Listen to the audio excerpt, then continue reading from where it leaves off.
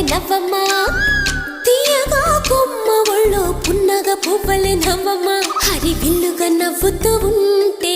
ఎండలో వెన్నెల కాయదా చిరు చల్లుగా నవ్వుతూ ఉంటే కొండైన వాగల్లే పొంగదా నూను మెత్తగా నవ్వుతూ ఉంటే ముల్లైన పువ్వలే తాకదా తొలి పొద్దుగా నవ్వుతూ ఉంటే రాయైన రత్నంగా మారదా